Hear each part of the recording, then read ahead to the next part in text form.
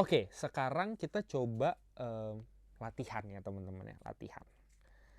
Contoh ya, kita coba latihan dengan beberapa contoh soal. Oke teman-teman ya, misalnya pertama saya punya 2 pangkat 2 dikali 2 pangkat 3.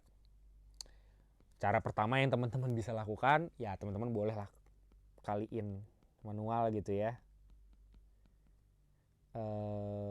Udah, teman-teman boleh nih ngalin manual kan. Ini kan 2 kali, ya 2 kali, 2 kali, ini 3 kali gitu ya.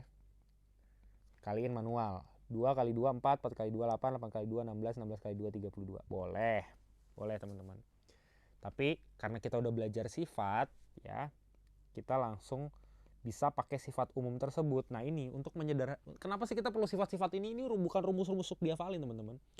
Tapi untuk pola ini ternyata pola-pola sifat-sifat ini itu ternyata berlaku umum gitu ya. Berapapun A-nya, berapapun M-nya, berapapun N-nya berdasarkan syarat-syarat yang ada di sini gitu ya. Artinya, saya nggak perlu lagi nih ngulang-ngulang proses perkalian pakai definisi lagi. Langsung aja pakai sifatnya gitu ya. Ini karena saya tadi udah buktikan, udah tunjukkan lah paling tidak ya. Saya tahu nih 2 pangkat 2 dikali 2 pangkat 3 itu 2 pangkat 2 plus 3 gitu ya. Jadi ini 2 pangkat 5. Udah deh 2 pangkat 5 baru saya hitung mungkin ya. Ujung-ujungnya tetap ngitung sih ya. Atau kalau teman-teman ingat ya udah ini 32 gitu ya. Lebih sederhana. Selanjutnya 2 pangkat 5 dikali 2 pangkat 2. Sama ya, ini 2 pangkat 7 teman-teman. Nggak usah dihitung juga nggak apa-apa ya, 2 pangkat 7 berapa terserah. Yang penting teman-teman bisa pakai sifatnya. 2 pangkat 3 dikali 2 pangkat 7. Ini adalah 2 pangkat 3 plus 7 ya teman-teman. Jadi ini 2 pangkat 10 ya. Kalau tadi ini saya di atas, saya nggak tulis nih, harusnya 2 pangkat 5 plus 2 gitu ya. Lanjut. Saya misalnya punya 2 pangkat 8 dibagi, nah ini agak lebih tricky nih teman-teman. 6 pangkat 6, gimana nih teman-teman? Nah ini teman-teman harus olah dulu ya. Ini harus teman-teman olah dulu dengan 6 itu kan 3 kali 2 ya. Nah ini sifat pangkat juga nih teman-teman ya. Sifat pangkat nih. 3 kali 2 pangkat 6, jadi saya punya A dikali B pangkat 6. Ini tuh gimana sih teman-teman? Ini kan yang sebenarnya saya punya kan A kali B, ini saya kalikan 6 kali gitu ya. A kali B kali A kali B, ini udah 3. Dan seterusnya sampai 6 kali gitu kan. Nah karena perkalian asosiatif.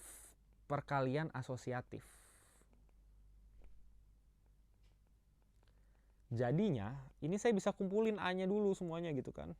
Saya bisa kumpulin A-nya semuanya. Lalu saya kumpulin B-nya semuanya. Ya. Dan karena masing-masing A dan B-nya itu pengulangannya sama-sama 6, ini saya tahu ini 6 kali, ini 6 kali, ya kan? Jadi ini sama aja A pangkat 6 dikali B pangkat 6. Nah, ini lagi-lagi teman-teman berlaku untuk nggak harus 6, pangkatnya berapapun ya. Dengan logika yang sama. Ya ini mengulang M kali. Ini akan sama ya, bisa dikumpulin A-nya sama-sama M kali, B-nya juga dikumpulin, ini juga M kali. Ini kan jadinya A pangkat M dan B pangkat M gitu ya. Nah balik lagi ke soal kita tadi ya, di atas ini nih. Itu adalah 2 pangkat 8 kita tulis ulang gitu ya. Yang bagian bawah ini 3 kali 2 pangkat 6 itu adalah 3 pangkat 6 dikali 2 pangkat 6 gitu kan ya. Lalu ini kan bagian ini nih, ini kita bisa pakai sifat pembagian eksponen tadi ya. Sama aja 2 pangkat 8 dibagi 2 pangkat 6 adalah 2 pangkat 8 min 6. Di bagian bawahnya 3 pangkat 6 nya ditulis ulang. Ya ini agak berantakan, saya coba rapin dulu teman-teman dikit. Saya rapiin, saya kecilin ya, saya kecilin. Ini catatannya tadi nih. Ya, saya balik lagi ke sini. Ini sama aja 8 kurang 6 itu kan 2 ya, jadi ini 2 pangkat 2 dibagi 3 pangkat 6. Gak perlu dihitung sampai terakhir. Lanjut. Kita coba lagi lanjut ya. 2 pangkat 10 dibagi 6 pangkat 3. Ya sama kayak tadi nih. 6-nya itu kita pecah dulu jadi 3 kali 2. Ada 2-nya gitu ya. Supaya apa? Supaya kita bisa pakai sifat pembagian eksponen tadi. 3 pangkat 3, 2 pangkat 3. Jadi ini 2 pangkat 10 dikurang 3 per 3 pangkat 3. Jadi 2 pangkat 7 per 3 pangkat 3. Lanjut lagi, F. 2 pangkat 6 per 6 pangkat 4. Gimana nih teman-teman? Kalau anyway ini kalau mau cobain di pause aja ya. 2 pangkat 6 per 3 kali 2 pangkat 4. Ini 2 pangkat 6, bawahnya 3 pangkat 4 kali 2 pangkat 4. Pakai sifat pembagian eksponen lagi, 6 kurang 4, bawahnya tetap 3 pangkat 4. Jadi 2 pangkat 2 per 3 pangkat 4. Gak apa-apa, gak usah dihitung sampai terakhirnya. Oke, nah kita lanjut ke sifat selanjutnya ya teman-teman ya. Ke sifat selanjutnya, bentar, ganti posisi dulu, cari yang PW. Pegel juga ya.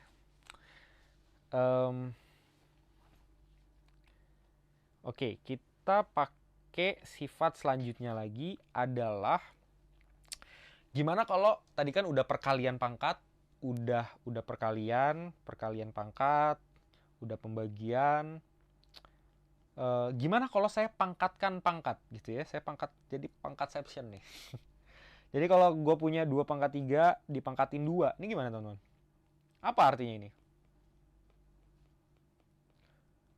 Apa artinya? Ya kalau lu pakai rumus doang, ya udah tahu nih dikaliin gitu ya. Tapi sebenarnya mari kita coba berpikir langkah demi langkah. Kita berpikir secara disiplin ya teman-teman ya. Definisinya apa tadi pangkat itu?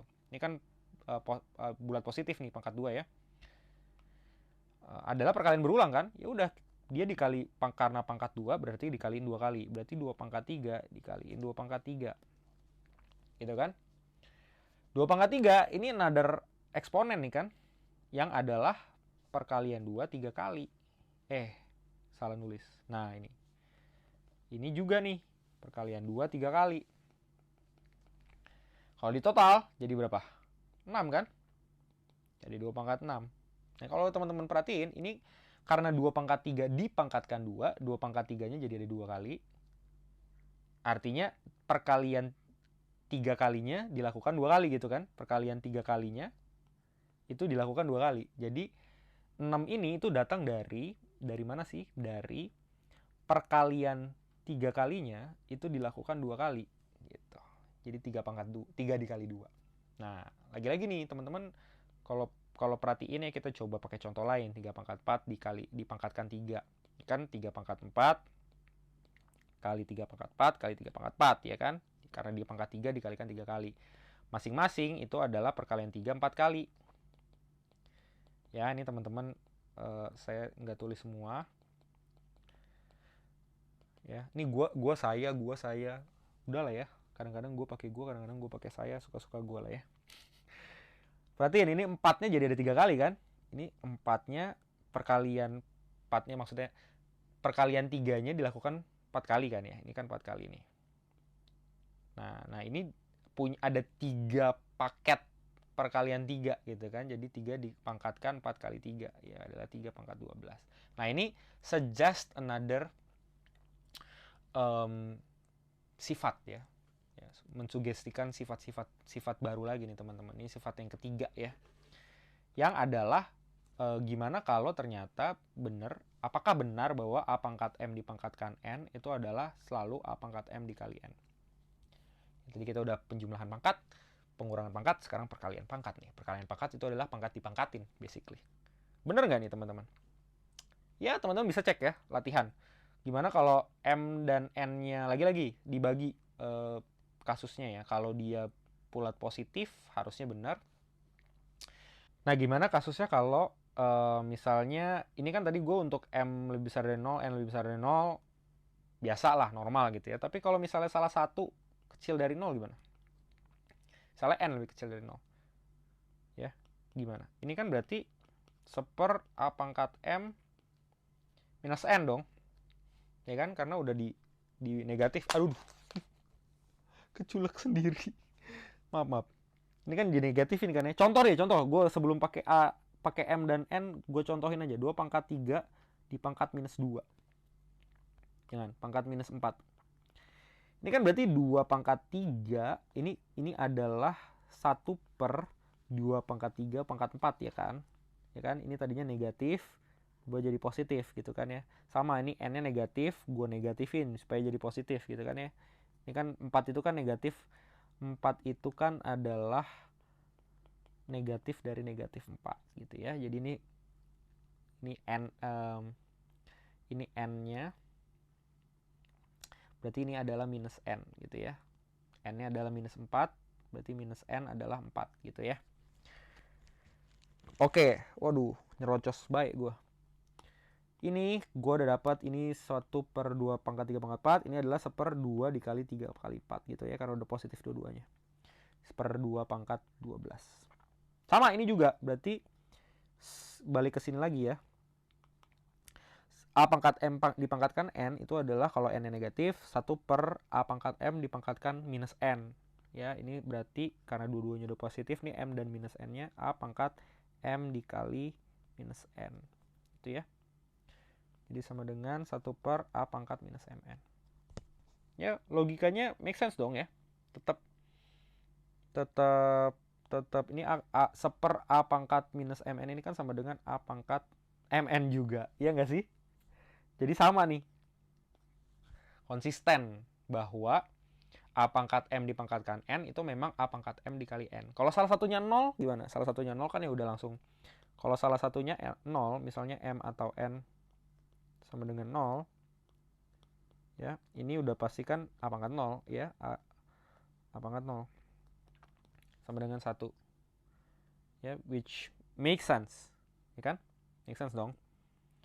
Mau M-nya mau N-nya sama aja. Kalau M-nya yang 0 berarti kan ini jadi 1 pangkat N yang adalah 1 berapapun N-nya. 1 kali 1 kali 1 kali 1 kali 1.